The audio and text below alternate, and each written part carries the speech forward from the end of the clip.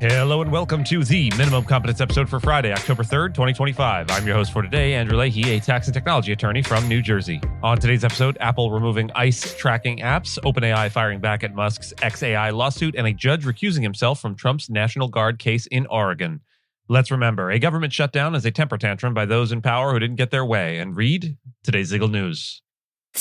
On this day in legal history, October 3rd, 1995, a Los Angeles jury returned one of the most controversial and widely watched criminal verdicts in American history. O.J. Simpson was found not guilty of the murders of his ex-wife, Nicole Brown Simpson, and her friend, Ron Goldman.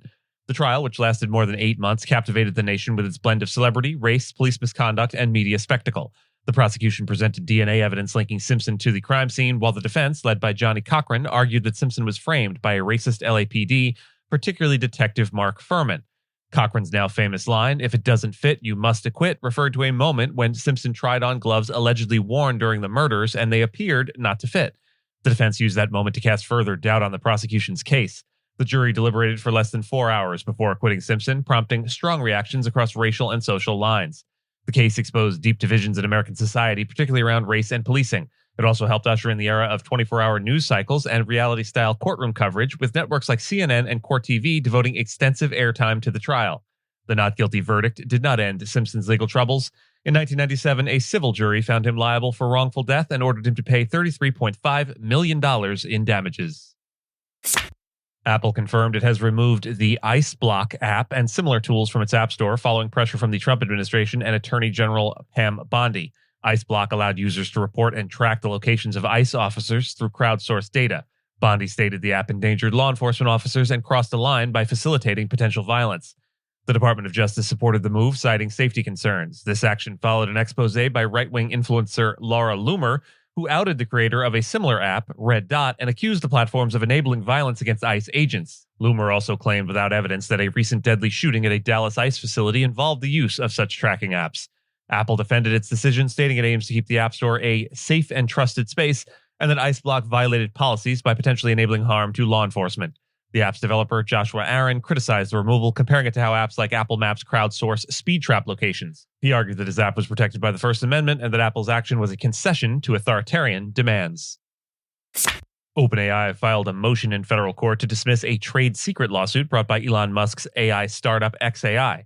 The lawsuit, filed in San Francisco, accuses OpenAI of deliberately poaching xAI employees to gain access to confidential information about Grok, xAI's chatbot, which the company claims surpasses ChatGPT in performance.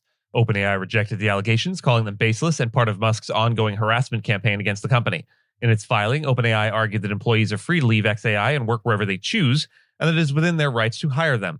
The company suggested xAI's legal actions are designed to cover up its internal struggles and inability to retain talent.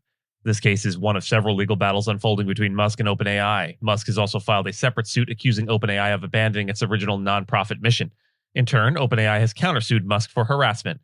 Meanwhile, xAI has sued Apple, claiming it colluded with OpenAI to suppress competition, an accusation both companies deny and are also seeking to dismiss. OpenAI's legal response characterized xAI's complaint as a distraction from its own failings and a tactic to slow down competitors in the heated race for dominance in the AI industry. U.S. District Judge Michael Simon recused himself from a case challenging President Donald Trump's decision to deploy Oregon's National Guard to Portland. The Trump administration had raised concerns over public comments made by Simon's wife, Representative Suzanne Bonamici, criticizing the deployment as a gross abuse of power. To avoid any appearance of bias, Judge Simon opted to step aside, stating the case should remain focused on its core constitutional and legal questions. The lawsuit, filed by Oregon Attorney General Dan Rayfield, seeks to block Trump's use of state National Guard troops, arguing it is illegal and driven by political motives. The complaint alleges Trump is exaggerating protest threats to justify federal overreach and seize control of state forces. The case has been reassigned to Judge Karen Immergut, a Trump appointee. Bonamici, whose district includes much of Portland, made her critical remarks during a press conference with Oregon Governor Tina Kotek. The Department of Justice cited her comments in its request for Simon's recusal, arguing they could undermine public confidence in judicial impartiality. A hearing is scheduled for Friday on Oregon's request for a temporary restraining order. Similar legal challenges are underway in California and Washington, D.C., where federal troop deployments have also faced pushback. A California judge previously ruled Trump's actions unlawful, but that decision is currently on hold pending appeal. The D.C. case remains unresolved. And with that, and as always, I thank you so much for listening to Minimum Competence, your daily news podcast for lawyers. If you're looking for more than Minimum Competence, links to further reading on all the topics touched on today are in the show notes. And reviews go a long way towards helping new listeners to find our show. If you have a moment, leave a rating or review on your podcast player. We'd sure appreciate it. And if you know someone that might be interested in the story we cover, consider sending them the episode. But remember, nothing here should be construed as legal advice because it certainly is never that. Minimum Competence is available at minimumcomp.com and wherever it is you get your finely crafted podcasts. If you haven't checked out the website in a while, give it a look. There are complete transcripts and resources for each episode and its corresponding segments, as well as an opportunity to receive new episodes in email, newsletter, form. We'll see you back here on Monday, and until then, note, we like to close out the week of shows with a featured musical piece that will make these Friday episodes seem especially long. We hope you'll stick it out and enjoy the featured piece, but if music, and specifically classical music, isn't your bag, we get it. Our mouth sounds unrelated to the week's closing music ends here. This week's closing theme is by Ludwig van Beethoven, a composer of some note. This week, we close with Franz Liszt's transcription of the first movement, Allegro con brio, from Beethoven's Symphony No. 1 in C major, Opus 21. Originally premiered in 1800, this symphony marked Beethoven's formal debut in the genre, and even in its first movement, we hear the young composer testing the boundaries of the classical form inherited from Haydn and Mozart. The opening chords start in the wrong key, a bold harmonic gesture that signaled Beethoven's intent to shake things up, even as he worked within a familiar structure. Liszt, the great 19th century virtuoso and composer, took on the monumental task of transcribing all 9 of Beethoven's symphonies for solo piano. The transcription of the first symphony, cataloged as S464, is part of that sweeping project. These arrangements were not simply meant to showcase Liszt's pianistic brilliance, though they certainly do. They were a way to bring Beethoven's orchestral works into the drawing rooms and salons of Europe, before widespread orchestral performance or recording technology. In Liszt's able hands, the Allegro con brio becomes a brilliant piano showpiece, retaining the symphony's rhythmic drive, thematic clarity, and structural ingenuity. He translates orchestral texture into 10 fingers with remarkable fidelity, using tremolos, arpeggios, and dramatic dynamic shifts to recreate the energy of strings, winds, and brass.